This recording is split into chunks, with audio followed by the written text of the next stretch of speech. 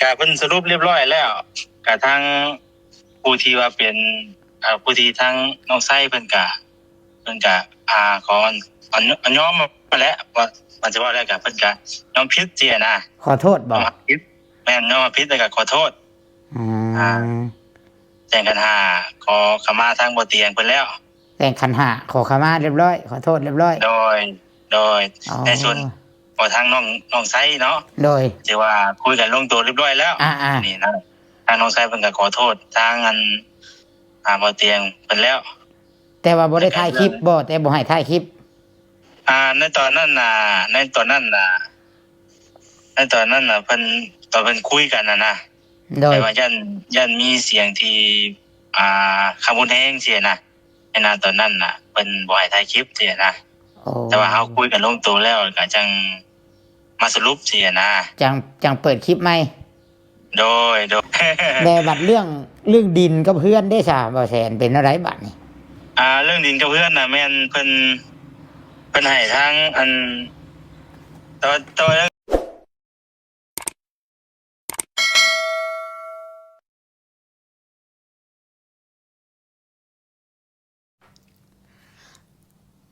กราบทักทายสบายดีสวัสดี FC เนาะทุกคนเนาะ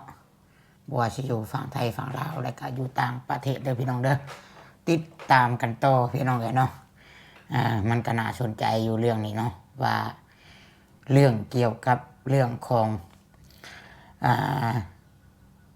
เท่าไรนางแต่และก็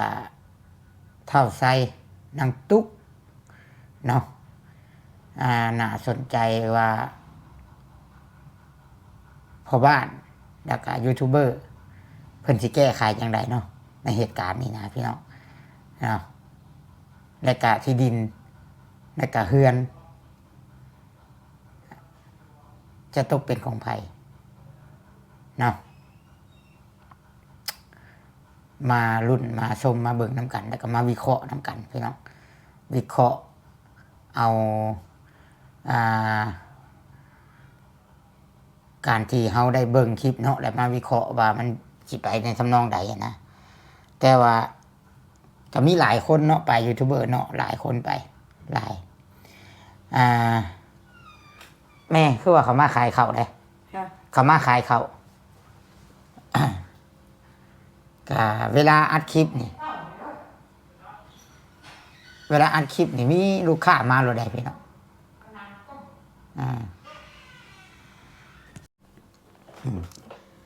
ลูกค้าก็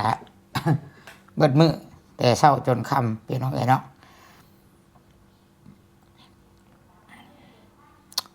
เดี๋ยวสิลองโทรหา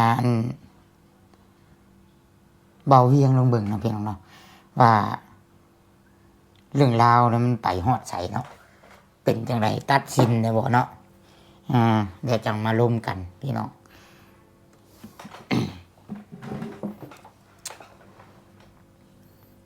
โทรหาเบาเวียงดูติดอยู่บ่เนาะมีสัญญาณอยู่บ่หรือว่าเราค่าถ่ายคลิปอยู่จังเนาะคันว่าบ่รับนี่แสดงว่าเพิ่นค่าถ่ายคลิปอยู่พี่น้องเพิ่นบ่รับซ้ํพี่น้องน่ะติดอยู่แต่บ่รับ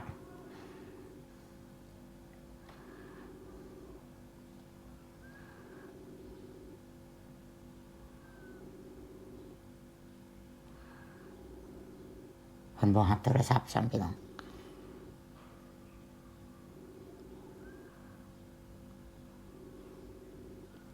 ถ่ายคลิป สงสัยถ่ายคลิปเนาะยันค่าถ่ายคลิป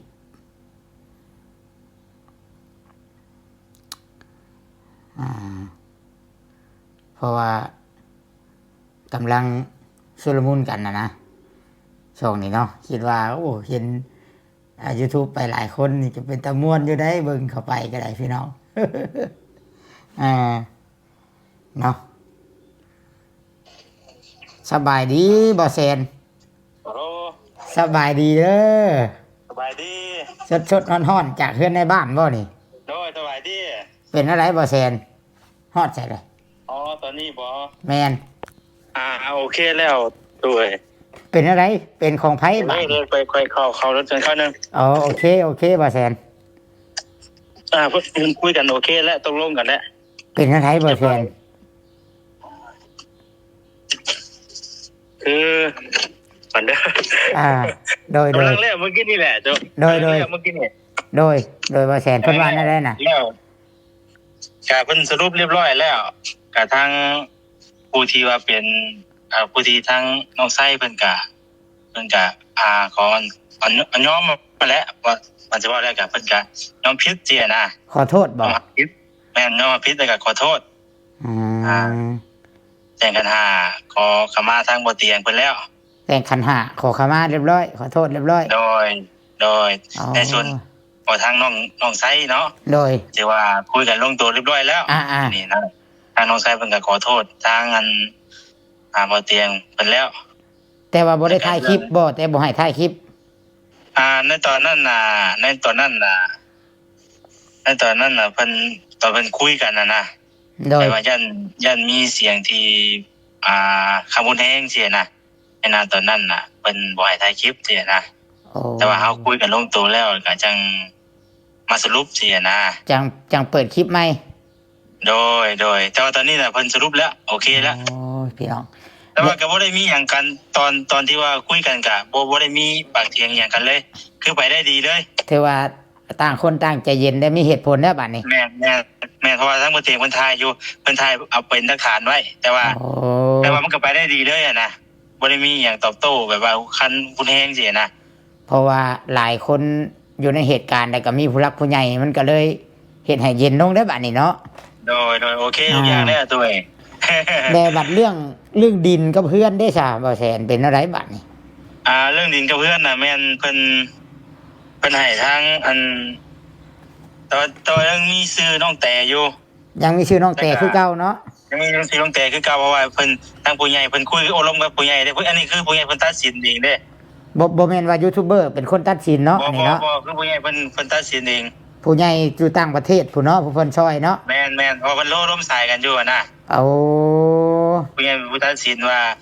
ให้เป็นแบบนี้สิอะนะ มีหยังเปลี่ยนแปลงบ่เกี่ยวกับกรรมสิทธิ์บัดนี้เป็นเท่าใด กรรมสิทธิ์ก็คืออัน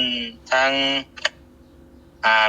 มีทางน้องแต่เนาะแล้วก็ทางน้องตุ๊กน้องติ๊กน้องมิกเนาะ4คนอยู่ในนี่คือเก่า โอ้บัดนี้ มีเจ็ดเนาะ บัดนี้ให้เด็กน้อยหยังก็เขียนชื่อเพิ่มใช่เลยบ่ แม่น ที่ผ่านมานี่มีแต่เท่าไรกับมันน้องแต่บ่ที่ผ่านมา โดย พี่น้องไอ้เนาะต่อบ่แซนต่อ บัดนี้น่ะคือเพิ่นเอาชื่อน้องตุ๊กน้องติ๊กเข้าแหละก็คือมีกรรมสิทธิ์นำกันสิอะนะแต่ว่าชื่อน้องได้น่ะบ่มีเพิ่นเอาออกแล้วบัดนี้น่ะ เอาชื่อเท่าไรออกบัดนี้ โดยชื่อบ่ไล่ออกกันนะ แต่บ่ไรนี่ก็บ่ได้มีท่าทีสิต่อต้านหยังบ่บัดนี้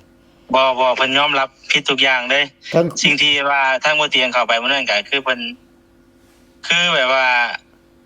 บ่เตียงแล้วเว้าถือทุกอย่างสินะแต่ว่าเพิ่นอารมณ์เพิ่นเองสินะ จักไปอยากให้ ยอม จักอยากให้มาแต่ไสเนาะ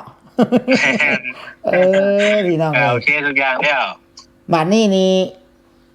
แสดงว่าทั้งเบาไล่เบาไซแล้วก็กับพ่อแม่เรานี่บ่มีสิทธิ์ทั้งดินทั้งเฮือนแถวนั้นบ่มีสิ แม่ ทธิ์ นคือเรื่องดินเรื่องดอนตอนหญ้านี่แม่นทางครอบครัวทางบ่ไล่นี่บ่มีสิทธิ์ทุกอย่างแล้ว โอ้พี่น้องบ่มีสิทธิ์เบิดทุกอย่างเด้อพี่น้องเด้อ แม่นบ่มีสิทธิ์ทุกอย่าง แต่มีแต่บัดนี้ให้ไผอยู่บัดนี้เฮือนหลังนั้นบัดนี้ ก็สิเพิ่นต้องตุ๊กลงอย่างนั้นนะดูเนาะนะ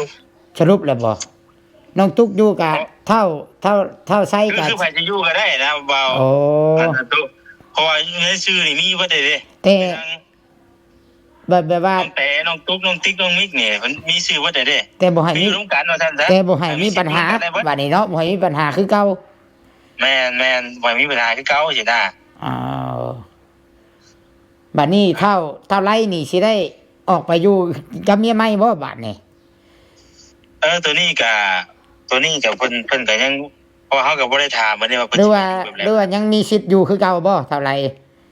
บ่ได้เนาะบ่มีแล้ว เพิ่นบ่ให้อยู่แล้วเนาะ แม่นเพิ่นมาอยู่แล้ว โอ้พี่น้องเพราะว่าง่ายว่าถึง แต่ว่าคือผัวของทางอันน้องตุ๊กกับโบมีสิทธิ์เกี่ยวกับเรื่องนี้สินะคันอยู่ก็อยู่ได้เพราะแล้วเราเป็นผัวเมียกันเด้ คือเราว่าวันนี้มันเมียอยู่แสนแล้วก็อยู่หันเนาะ แม่นแต่ว่าบ่มีสิทธิ์เกี่ยวกับเรื่องหลังนั้นว่าเป็นของข่อยของเฮาสินะผมบ่ถือบ่มีไว้ซั่นน่ะ อยู่น้ำเมียซื่อ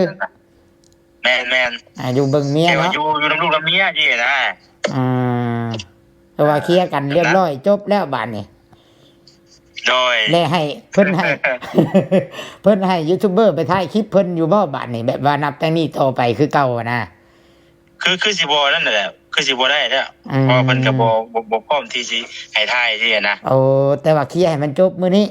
แม่เคลียร์มันจบมื้อนี้ เป็นตาม่วนเนาะตู้เห็นเจ้าไปหลายคนนี่ โอ้โทษเต็มตึ้งอยู่ถ้าวันนี้คลิปแล้วกำลังสิเลี้ยงคลิปลงนี่ตัว เอาให้เจ้าเฮ็ดเวียกเจ้าซะโอเค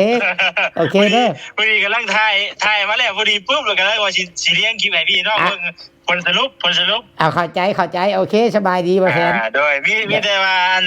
ถ้าเบิ่งในคลิปผมเด้อว่ากันละลายคู่หลายคนอยู่ คลิปบ่แซนเนาะพี่น้องแล้วก็คลิปบ่เวียงแล้วก็หลายคนไปหลายคนเนาะ แม่นหลายคนอยู่ตัว โอเคบ่แซนโอเคเอาเดินทางปลอดภัย เดี๋ยวกำลังแล้วเมื่อกี้นี่แหละ โดยเอาลง โดย โอเคเข้าใจหลาย โอเคสบายดี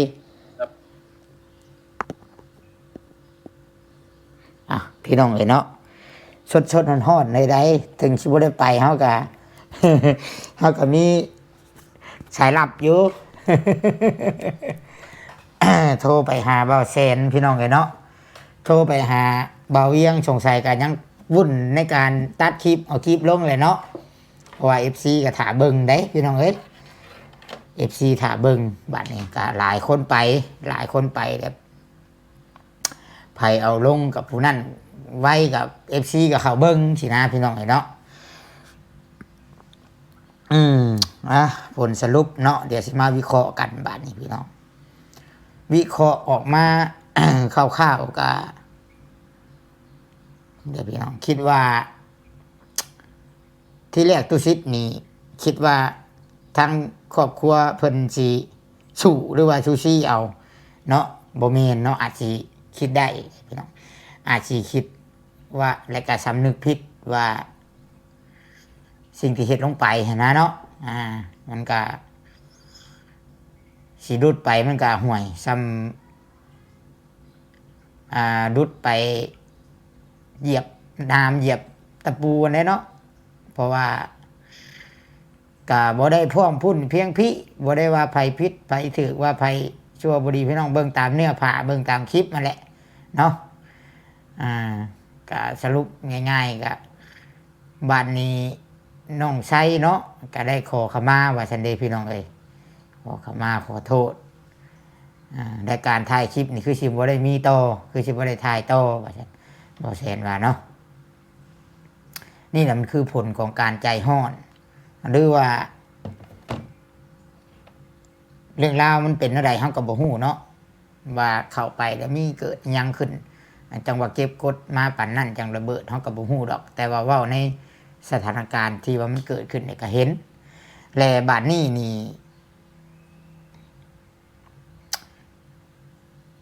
เท่าไรบ่มีสิทธิ์บาดนี้พี่น้องเท่าไรเท่าไซพ่อเท่าไรแม่เท่าไรถือว่าถือ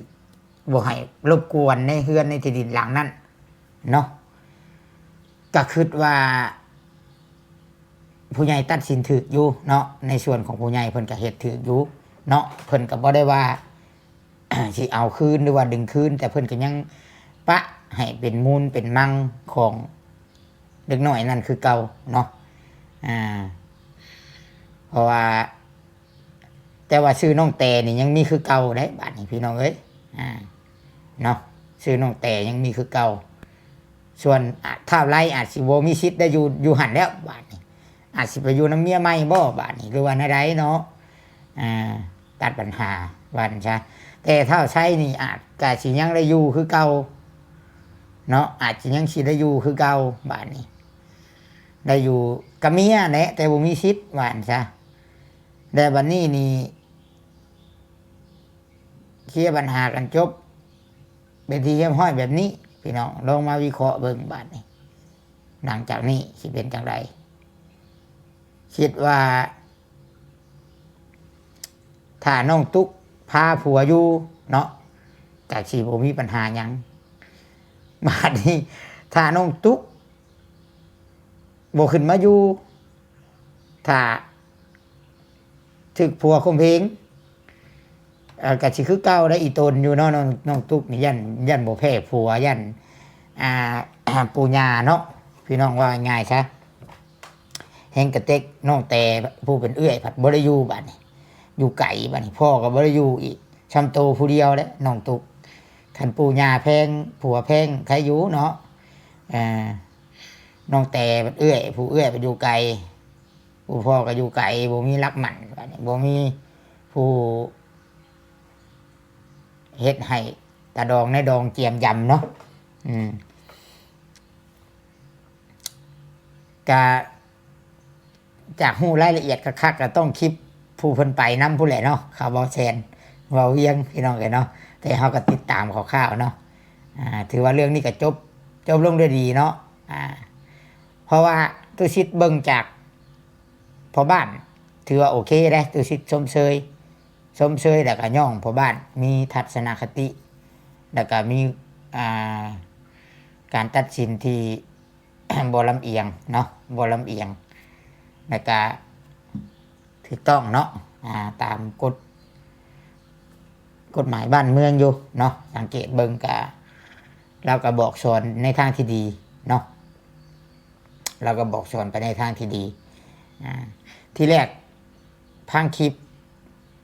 อันเบาจิตที่ว่าเมเท่าไรส่งมานะว่าถ้ามีชื่อเท่าไรก็สิสู้เอาเนาะเพราะว่า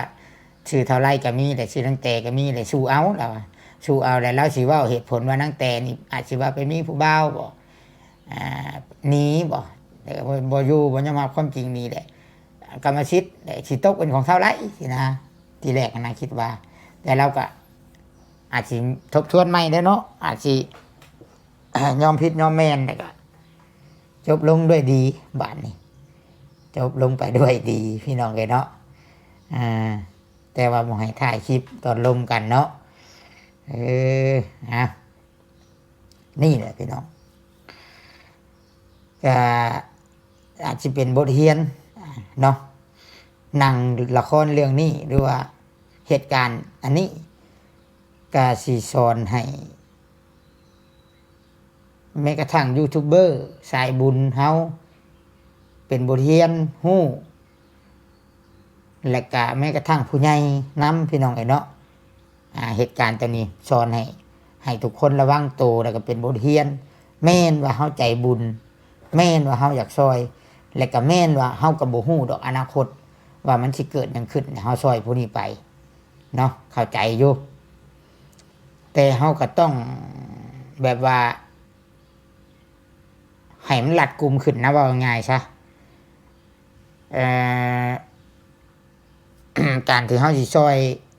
เฮาก็ต้องเบิ่งคักๆแล้วก็ซอยเบิ่งคักๆเนาะ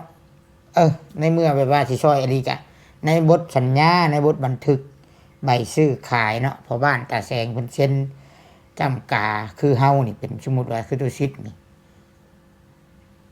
ซื้อแล้วเฮาก็ถามผู้ใหญ่อีกเนาะว่าให้เฮ็ดแบบใดคือในกรณีน้องหมายผู้ใหญ่ว่าใส่ชื่อข่อยนำใส่ชื่อน้องหมาย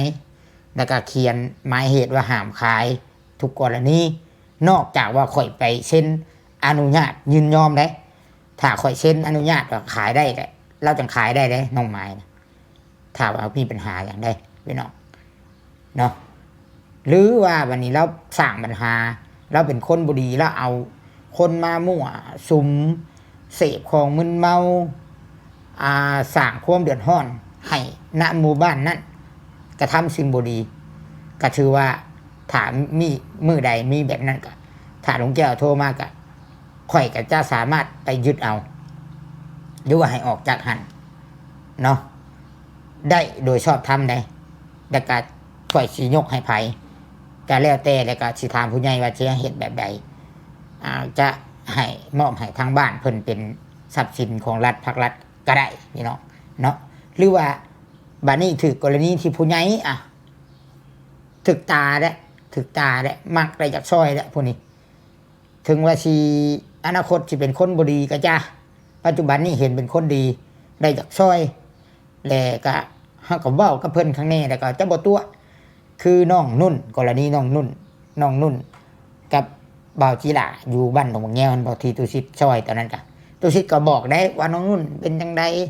พ่อแล้วเป็นจังไดก็บอกข้างในตอนสิสร้างเฮือน แต่ผู้ใหญ่เพิ่นก็ย่าเพิ่นว่าคือในกรณีแบบนี้ผู้ใหญ่แบบนี้นี่เพิ่นบ่ยากเนาะก็บ่แม่นว่าเพิ่นยากบ่ยากคือเพิ่นพอใจว่าง่ายๆว่าเพิ่นอยากทานให้แล้วแต่ว่าน้องนุ่นกับพ่อเพิ่นสิเป็นแนวใดสิชั่วสิดีในอนาคตก็ได้แต่ข่อยอยากช่วยนี่ข่อยอยากทานให้แล้วเราสิขายหรือหยังก็แล้วแต่แล้วก็บ่ให้ตู้ชิดเข้าไปยุ่งเกี่ยวบ่ให้ตู้ชิดวุ่นวายอีกมาซั่นซะพี่น้องเอ้ยเนาะ ในกรณีน้องนุ่นเนาะพี่น้องเอ้ยเนาะแล้วก็ผู้ใหญ่ก็ยกให้เลยเนาะบ่ให้เข้าไปวนไปหยังก็ถือว่าเป็น บทเรียนเนาะเป็นบทเรียน ในการถ้าเกิดเหตุการณ์แบบนี้มันก็เหตุให้ผู้ใหญ่บางคนนี่ก็คิดว่าใจออกน้ำเลยพี่น้องเอ้ยเนาะแต่ก็ให้คิดเป็นบุคคลเอาเนาะอย่าไปกวมร่วมเนาะยกตัวอย่างคือน้องมะนาวนี่ก็ทูชิดย่องบ่แม่นว่าย่องว่าอันนั้นดอกพี่น้องเล่าดีอลีครอบครัวน้องมะนาวนี่ขยันอดทนอบเก็บออมที่ลักๆและบ่นี้ล่ะคุณฮู้จักความบ่นี้ล่ะคุณแน่นอนตัวนี้เนาะจังว่าอยากให้ได้อยากให้เพิ่นมีรถไถมีรถไถนี่ถือว่าโอ้ยพี่น้องเอ้ยเนาะให้เพิ่นทำมาหากินเองพี่น้องเอ้ยสำหรับคลิปนี้ก็สิซ้ำนี้ได้พี่น้องเนาะก็บ่มีหยังวิเคราะห์ต่อเนาะก็ว่าเป็นกำลังใจให้ทุกคนที่ทำความดีเนาะยูทูบเบอร์ทุกคนนั่นแหละพี่น้องเอ้ยแล้วก็ขอบคุณ FC ทุกคนทุกท่านที่คอยติดตามรับชมเนาะเป็นกำลังใจพี่น้องเอ้ยเนาะเรื่องราวถือว่าจบลงไปด้วยดีเนาะขอให้อยู่ดีมีแฮงเบ่ทุกคนเด้อพี่น้องเด้อสุดท้ายนี่ตู้ซิดก็สิได้ขอกล่าวคำว่าสบายดีพี่น้อง